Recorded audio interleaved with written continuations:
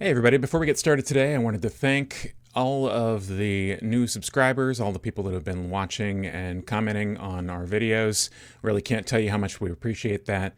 In the past 2 days, we've gone from something like 253 subscribers to almost 500, and it really means a lot to us that you guys are watching and commenting and really taking things in. Just so many thoughtful comments we've received in the past couple days. And thanks very much to Jim Rugg for having me on Cartoonist Kayfabe. And I'm guessing that's most where you guys have come from. And we're going to try our best to give you guys content that you are enjoying. If there's something that you would like to see more of or less of, please do let us know in the comments. We take these things seriously. We have a lot of things that we enjoy talking about and are happy to follow you guys' lead in terms of things that people are interested in.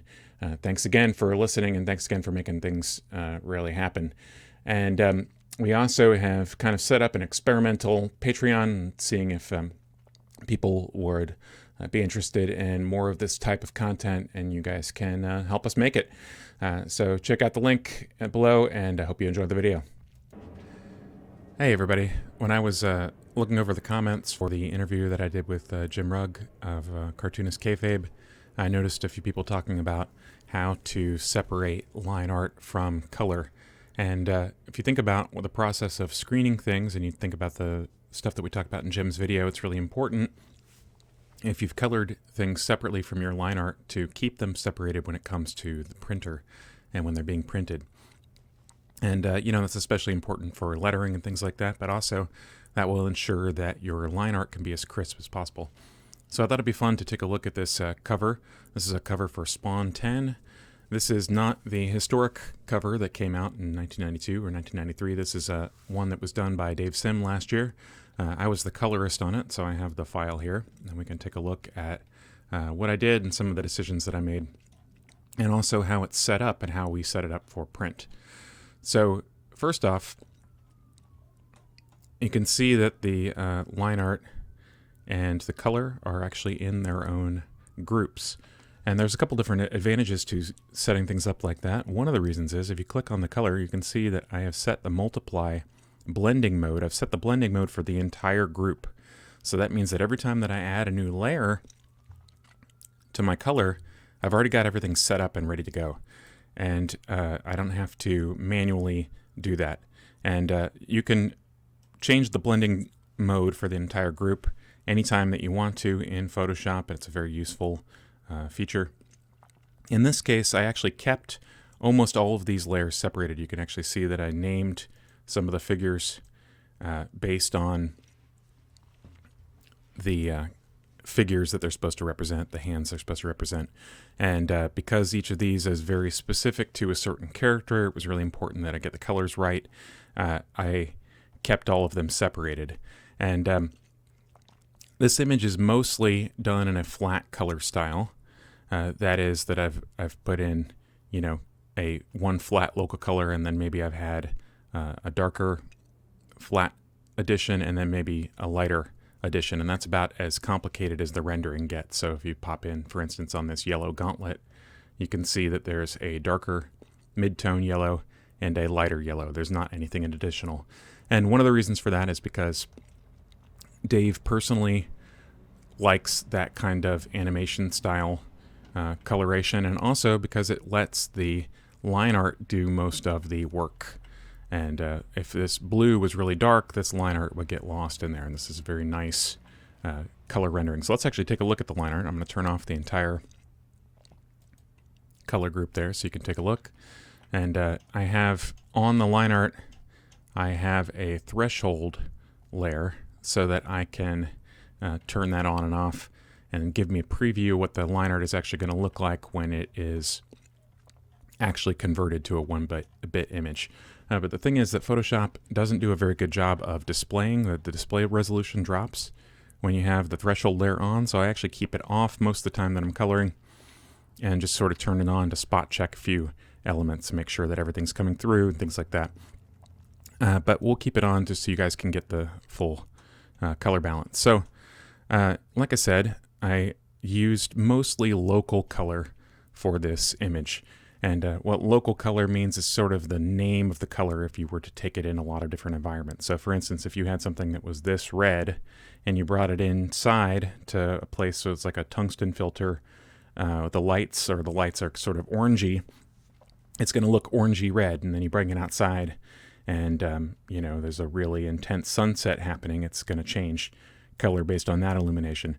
The name of the color, despite the illumination, is what's called local color. And in this case, I use mostly local color for the image, with the exception that I'll talk about in a second. And the reason for that is, A, it's really important to be able to identify all of these. It's part of the point of the image.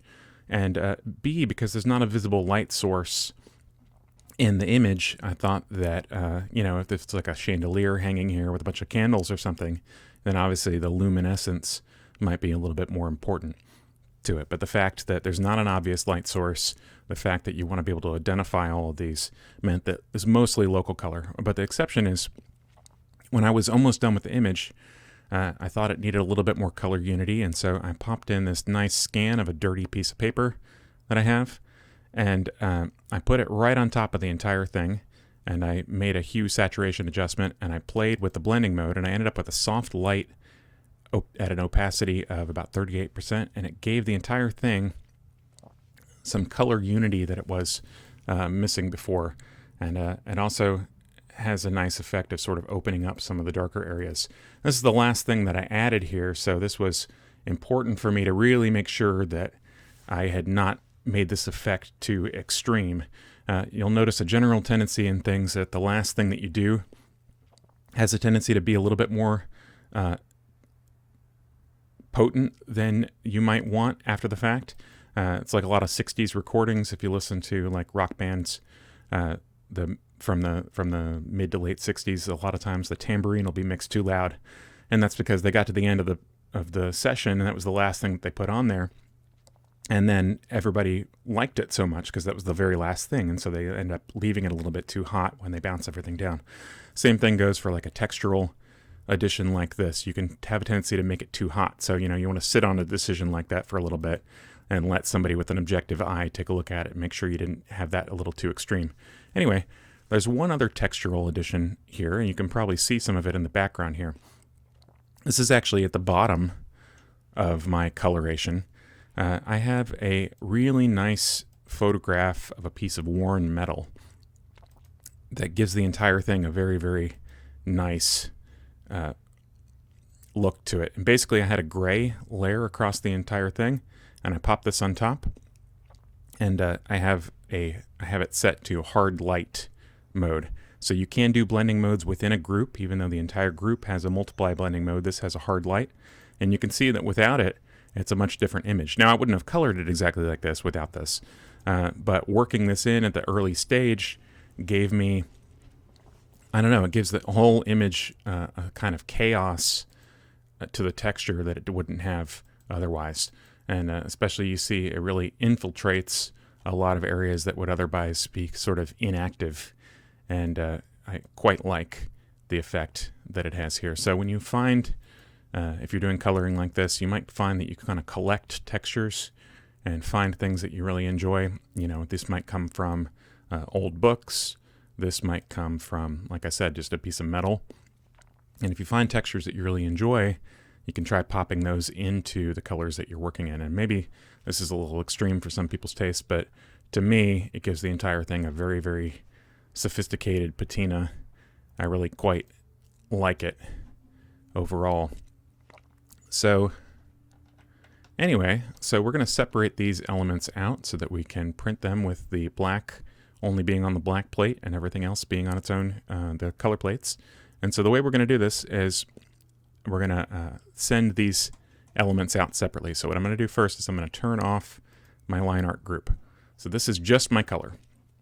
And I've already done a little bit of trapping here, so we won't discuss that here. But basically, what I'm going to do is I want to make a flat version of all of this. You might think that all I need to do is go to Layers, Flatten Layers, but in this case, because I'm using several different blending modes, that doesn't always work correctly in Photoshop. If you just go to Flatten Layers, oftentimes the blending modes will change in that process. So what I have to do is make a new layer, and I go Control-Alt-Shift-E, and that basically freezes a copy of everything exactly as it is right now. So however it's visible on your screen, that's exactly how it's going to be. And we now have a new layer on top that is a frozen version of everything underneath. And this actually can be useful if you're doing a lot of complicated stuff. You can freeze versions of it and then sort of work on top of that as you're going, especially if you get really in a lot of complicated blending modes. That's a really useful thing to sort of freeze your state. You can even put a little date or time on there. But in this case, what we're going to do is we're going to export this. Now this is at a fairly high resolution right now. This is 1,200 pixels per inch at the size that it's going to be printed. So that's way too big for a color image. The largest you ever need to work for a color image is at the size you're printing, 600 pixels per inch. That's because this is going to be screened. So because the screening process uses comparatively coarse dots, there's really no benefit to going higher in resolution. All you do is you irritate your printer. So, especially since I ask printers for an awful lot of, favors, I want to make sure that I'm on their best side. I will never deliver something higher than that for something that's going to be screened, so a grayscale element or a color element. And we don't need any sharpening or anything like that, because you can see that the only high frequency content is this texture. So if we were to sharpen this, that would just exaggerate the texture, and we really don't need that. I don't think we need it for this particular image. And so what we're going to do is we're now going to save as, and we're going to save this in a convenient place for us, which in this case will just be our desktop, just because I have nothing there right now. Obviously, don't do that. Otherwise, you want to put it somewhere else. I'm going to put my initials, SMR, and I'm going to put the dates, 10/8/2021, and then I'm going to put what this actually is, and I'm going to say RGB. And you might be saying to yourself, oh, we didn't flatten this though, so let's just go turn off layers, and it'll make a flat copy of that. And LZW compression is a lossless compression. You can always have that on your image, and you can say discard layers and save a copy. Okay, but you might think to yourself, well, hold on though, I'm not going to be printing RGB. In fact, I talked to my printer, and they say that they want a CMYK profile on this. So we're going to convert this to CMYK, and the way that you do this is you go to Edit, Convert to Profile. You don't do this through Assign Profile.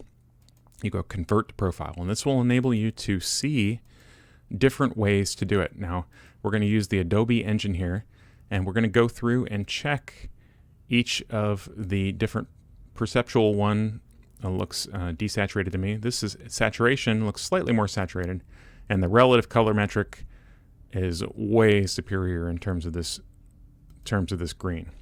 Absolute color metric oftentimes just looks like the relative color metric with additional contrast. And in this case, I think this is pushing away too much of our detail and too significantly changing the image. So the relative color metric is going to be the best approach for this particular image.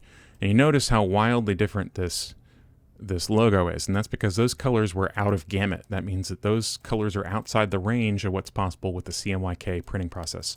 So if it's really important to me to have that green be neon green like that, then there's a few different options.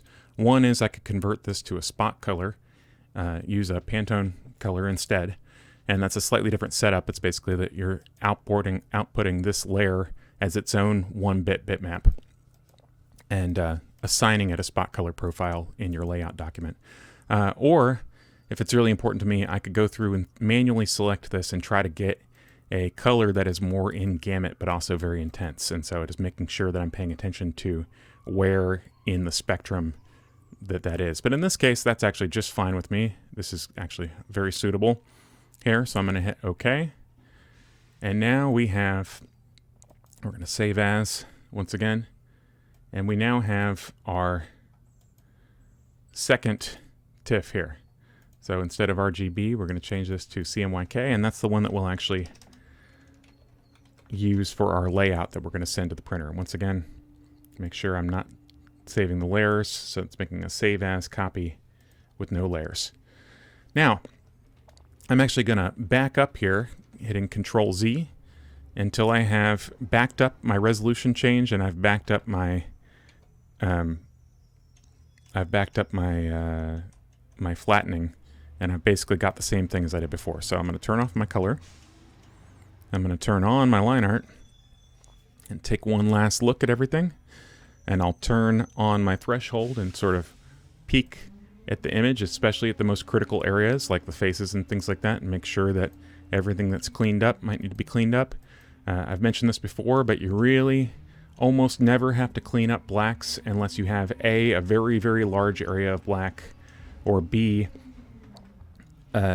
something wrong with the ink or something wrong with the capture. In other words, if you scan something correctly, very rarely should you do a bunch of cleanup on black. I know it can feel good, but it's not necessary most of the time, especially if you're going to pop a bunch of color on top of it.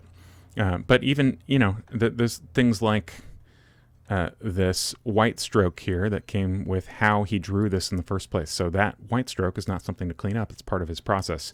Same with these little ticky whites in here. So he filled in partially some of this with his pen instead of a brush, and that's just part of preserving the process of how it was drawn.